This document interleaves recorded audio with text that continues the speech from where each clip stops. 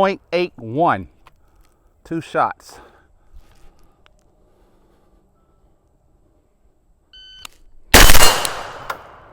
.89.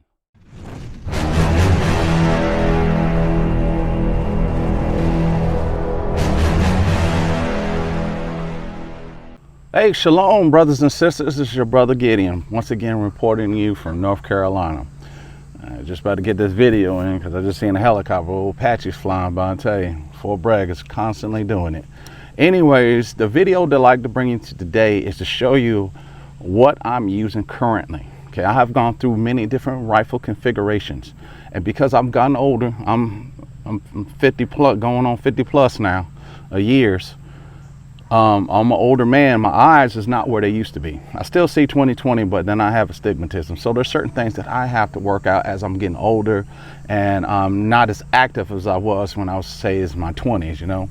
So certain things that I have to work out personally to make sure that my weapon system is the best that works for me, weight-wise, maneuverable-wise, and what will I grab. So I've been, you know, going through a lot of different things, and I'm in the military. I was used to a Block 1.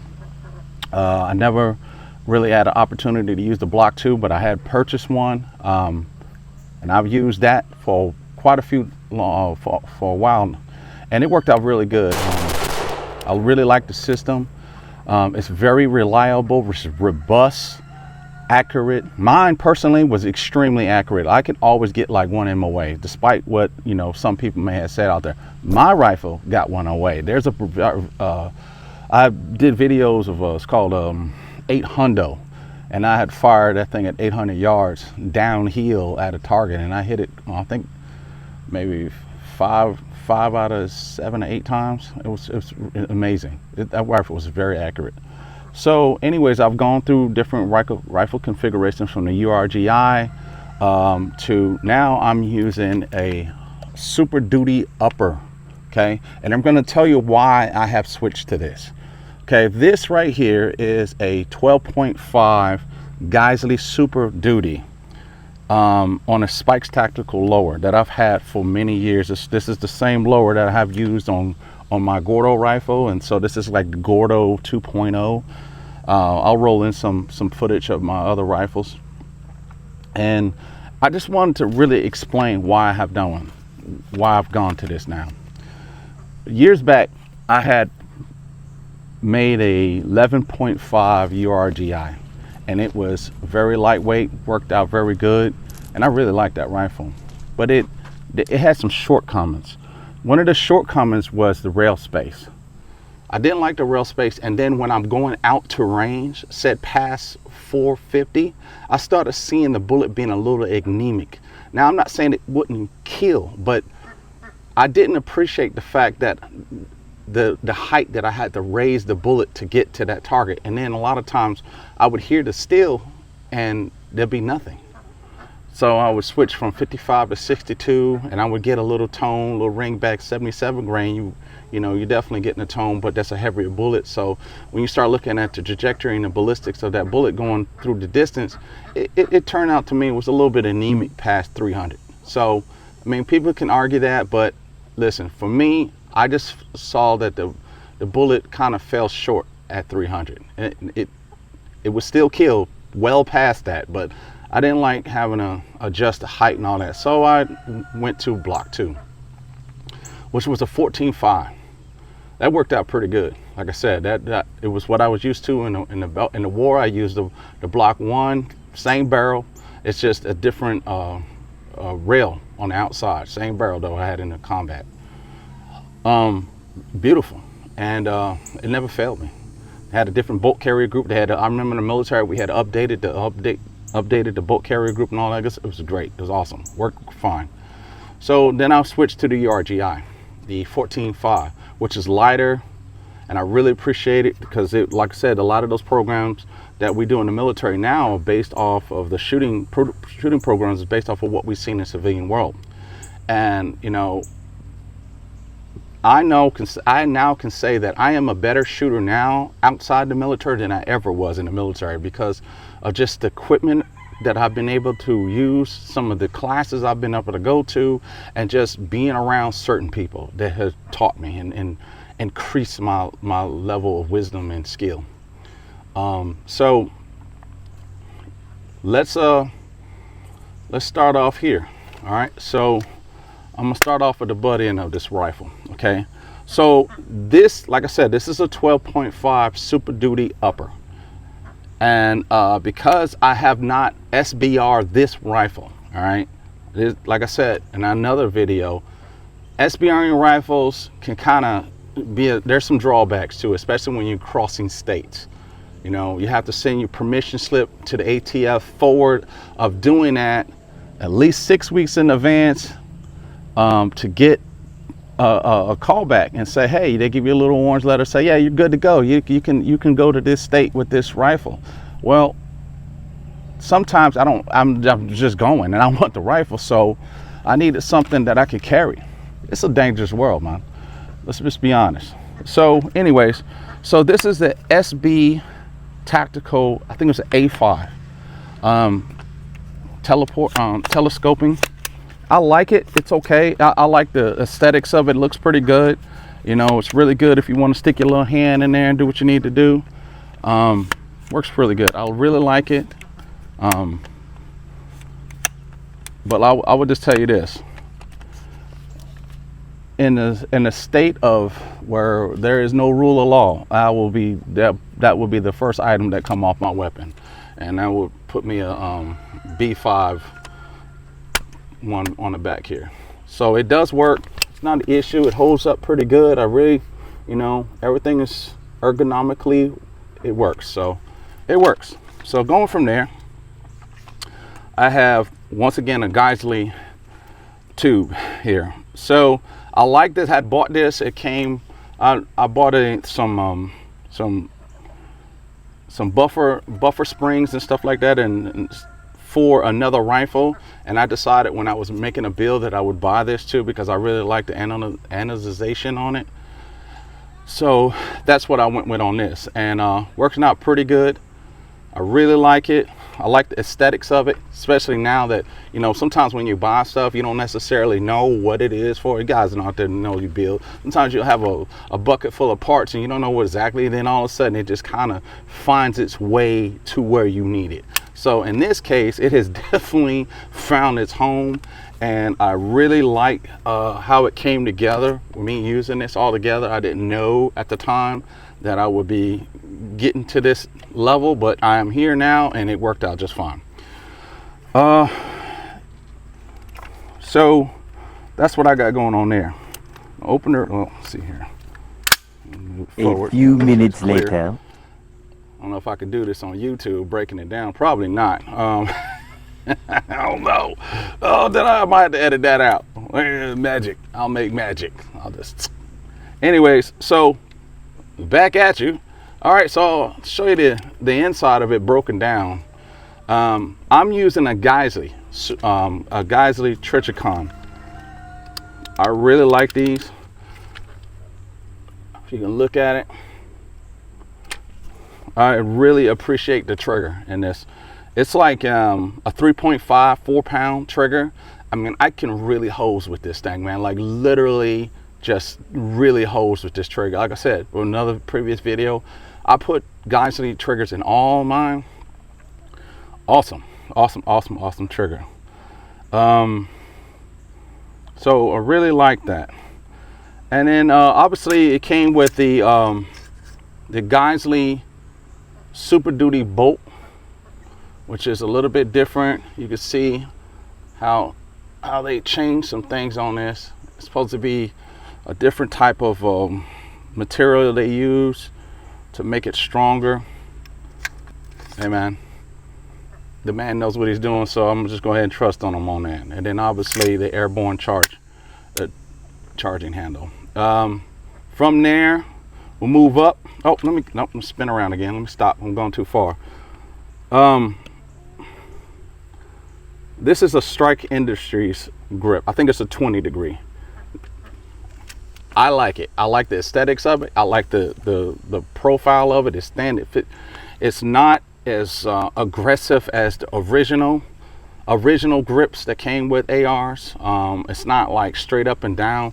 It feels good. I like how it rides up and it's not this cut. It really works really good for my hand. You know, everybody, I think that's one of the major things that's looked over when it comes to all right, back at you. Magic.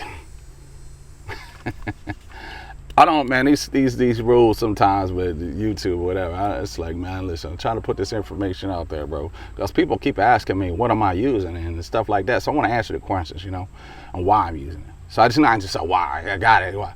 Yes, okay. So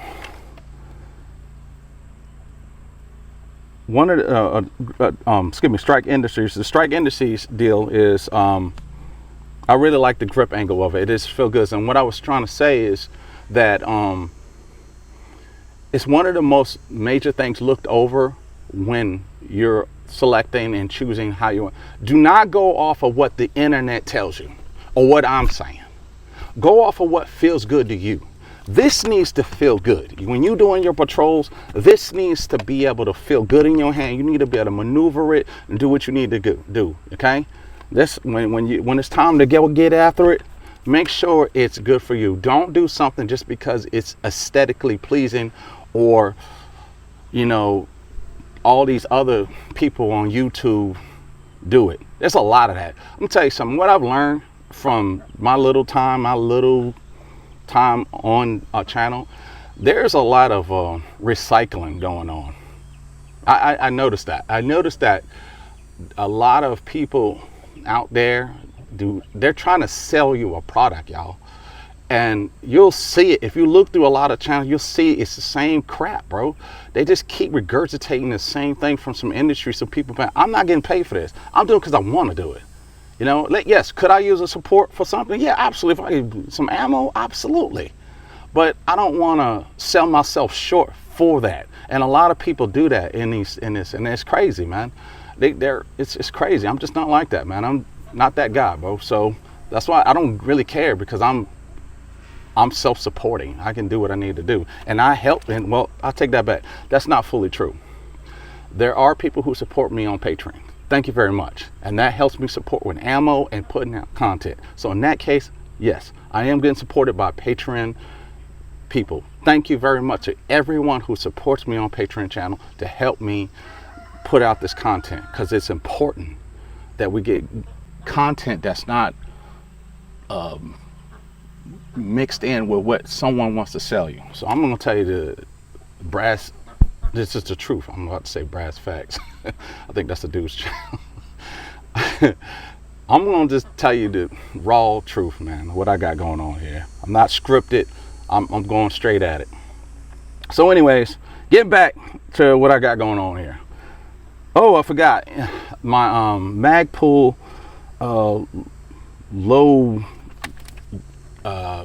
rear sights, really awesome. So if I had to take this thing off, obviously I'm an old school guy. I came in the military when we were still wearing camouflage, and like green camouflage, woodland camouflage, and so I like iron sights. That's the way I learned in the military. When I first came in the military, a long time ago, that I learned iron sights. There was no red dot optics, none of that stuff going on back then. There was few Delta Forces, certain special forces units had it. And then later on, we started using optics and stuff like that. I remember when aim point really started coming in, with a lot of people being able to use aim point. And then I first got introduced. I remember when we first got EOTech. Oh my God, I was like, oh, this is awesome. This is so awesome. So anyways, we've gone so past that now. And now, all right, so moving on. I talk a lot. I'm gonna stop talking so much. I have got a Magwell swell. It's called, it's from Annex. It's a pretty cool company, you know. It was pretty cheap, didn't cost a lot. I think I got it off of Primary Arms website. I think that's where I got it from. Works out pretty good. Works, you know, load my mags in pretty good, you know. Perfect. Moving on up, we have the NX8 1-8 my 24 Foxtrot 1 Night Force. I really like this thing. This is really, I can't see nothing because I got the cap on. It probably would help if I take the cap off, you know what I mean? So man, I'll put up something about the reticle to show you what the reticle looks like. It is daylight red, daylight bright. It's very good. It works out. I like the weight of it. It's not its big brother, which we're not even gonna get into, but it works good. And then putting it on a Geissele, what's this thing called? Let's see here. We got a Geissele Super Precision 30mm MOA, and from Geissele Automatics, like very stable, works out really well. Slow, low. I don't know people out there with all this different sight heights and all that other crap, man. Whatever, bro. It works for me, especially when I'm starting to dig in and get into it, bro, real well. Okay, and right above that I have a reptilian. I have a reptilian sight for my RMR, which I really like this thing. This is the Trijicon RMR. One of the things I liked about the Trijicon RMR, especially when I had gone to night shoots, is I had noticed that it looks really good under my night vision, but it's also an issue when you run into like fog and rain. So beware of open emitters too. So I have to spray a defogging agent on it before I go to shoots and stuff like that. I have to learn the hard way, and I keep some in my kit because of that very reason, because it will fog up on you, and I don't really care for that. So I've been thinking about going to like a aim point, what was it, Acheron or whatever it's called, the closed emitter one. I've been really thinking about switching to that because of that very reason, so that I don't have to worry about that type of thing happening anymore. But it works really good. I like the robustness of it. It's just awesome, man. It's a really good sight, man. And at the sight height, so I have to get an extension on it, as you see.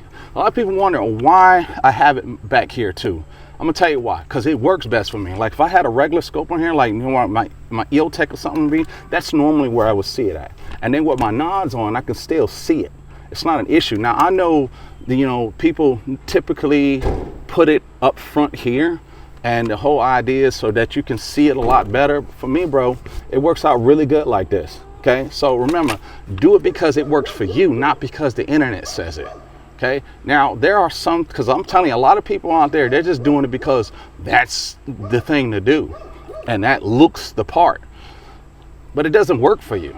This works for me, and that's why I've done it. I have many years of experience in the military, over 21 years in the military I spent doing these things. So it's not like I'm some new kid on the block. I have experience, and I was an infantryman, I was ranger. I get after it. I got after it, brother. And I'm telling you right here, this works for me. It works for me really well. It really, as soon as I put it up, it's really in my eye. I see that dot immediately, and that's what matters, so I can get on target quickly.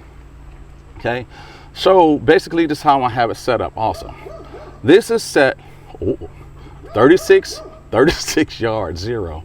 Ooh, yes, the infamous 36 yard zero. Why? Because this can get me out to about 300. Literally, if I need to get out to 300 yards, I can use this easily, and I've done it, proven it. It works. So I don't care what anybody, this works for me. And I'm sitting here, put up, bam, 300 yards. Easy. Now, working CQB, CQC, whatever you want to call it, in close quarters combat, I'm right here, bro. Straight height sight, boom. I'm walking in, I'm getting them. Bam, bam, bam, bam. No problem, bro. It's right at the perfect height for me, and my chin, my head height, how my body is contoured.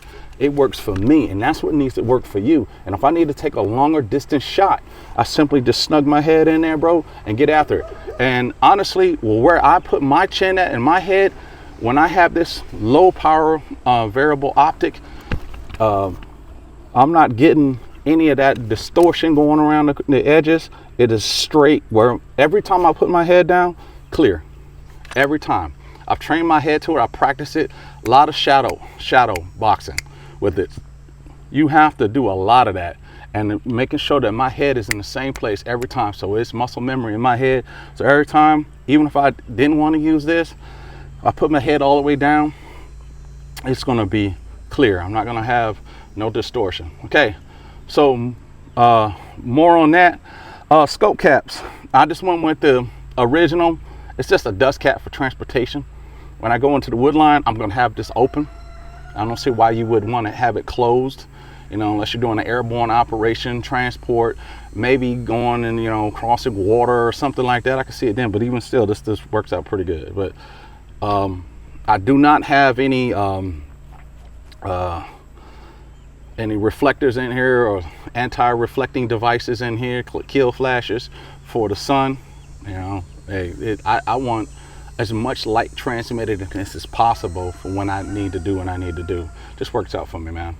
Moving up, I have I think this is some mod, what was it?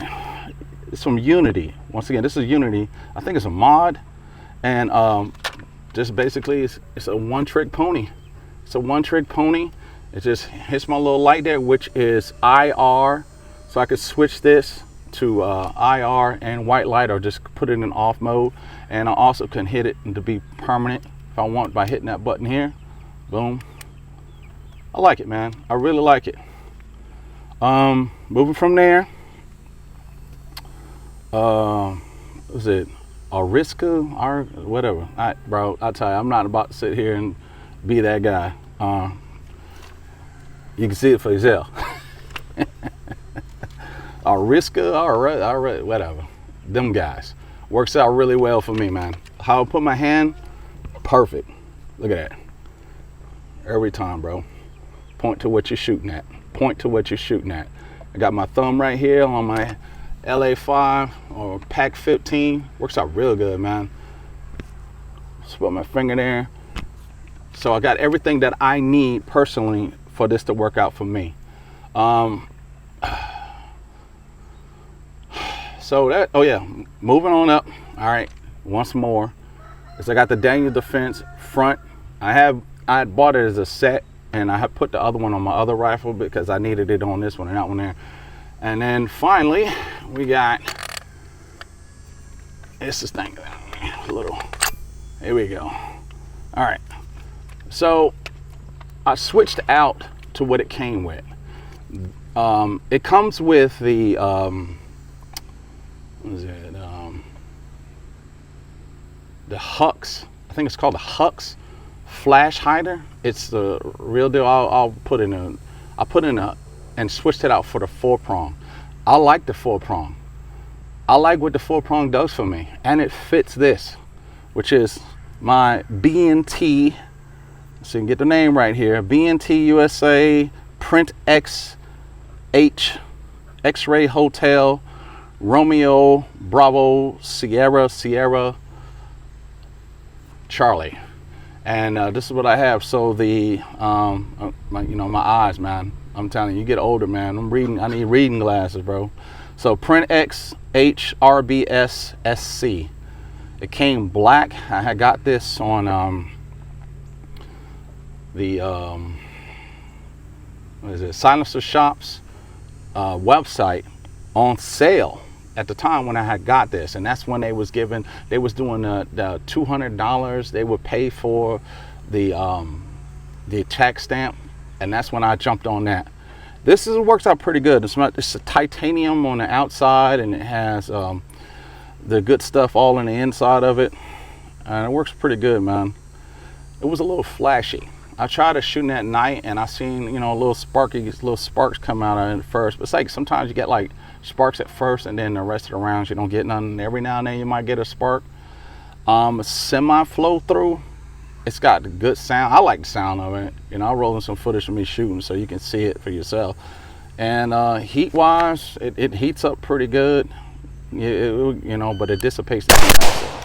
I really like the weight of it, man. It's really light, man. And like I said, here I am without it, and it's just crazy ridiculous. So when I'm trying to go inside of a building or a vehicle, I mean, just You know, so imagine, let me get this right here.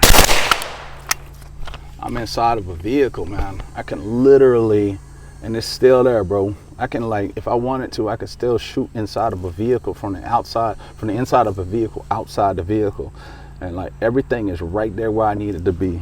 Even if I needed to put my head up here right there, I'm still getting no scope shadow in there, man. It's like, you know, the eye relief is still right where it needs to be. If I put my head back to where I normally would have it at, no scope shadow. So I really like this, man. I really like the setup, and this is why I've done it, because one, my eyes. I've tried other things, the astigmatism that I personally have, I've tried on RMO with the 8.5 behind it. I think 5 power, bro. The 45, I think it was called. The G45. This wasn't working out for me, man. G33, you know, looking through that thing. I like the RMO. It's one of my favorite red dots, but for my astigmatism was no good. EOTech works out really good. Like I said, I'm used to it. I'm used to the sight, you know. I really like the sight in it. I've always went with the 2-dot one because I can use that as a kind of adjust distance on it, and I knew exactly where to put the dots at for set distance all the way out to 400 or 500 yards, man. I knew exactly where to put the lollipop on some target. But I can do it all in this, and like I said, I can still get good PID on a target, you know, if I needed to, by flipping it up, and then boom, get good PID on something with an 8 power. So it works out pretty good for me. Like I said, it's not, it's affordable too. And you need a bit of what you can afford. A lot of the stuff I had to put on layaway, I saved. I'm not rich by no means. I just manage my money. And I put things to the side. I make trades. I get everything on sale. I have no sponsor. Everything on sale. I wait to Geissele does a super duty deal that I cannot resist. When they're like talking about 35% off plus send in this ticket and get another 10% off, brother, I'm on it. You know, any kind of sale I can get, I'm on it. Anything. I'm using military discount, old man discount. I don't care what kind of discount. I'm going to try to get it. I'm not buying cheap. I'm just buying stuff that doesn't cost a lot. But don't get cheap, you know. And so, and another thing is these Larry Vicker slings.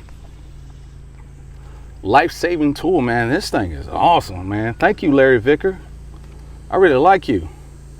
Well, I like your slings, at least.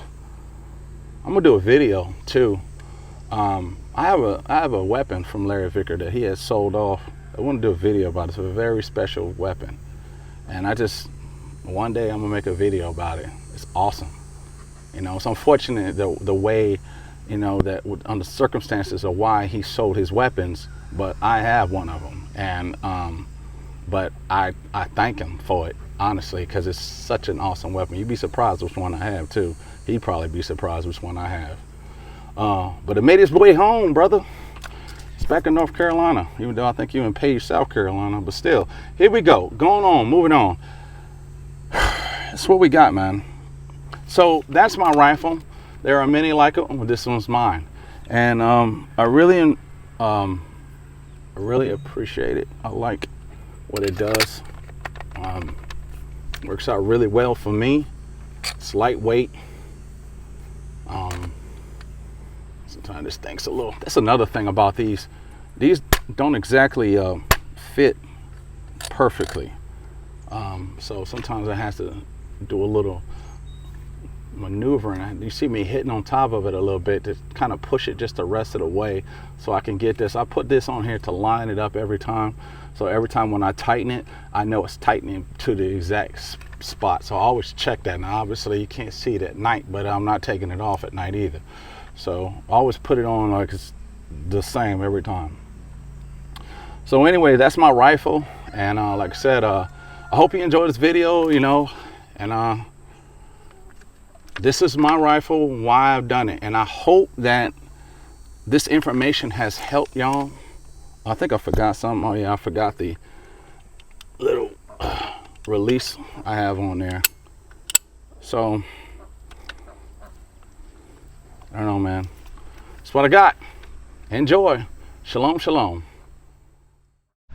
Always remember the 5 principles of patrolling: planning, reconnaissance, security, control, and common sense.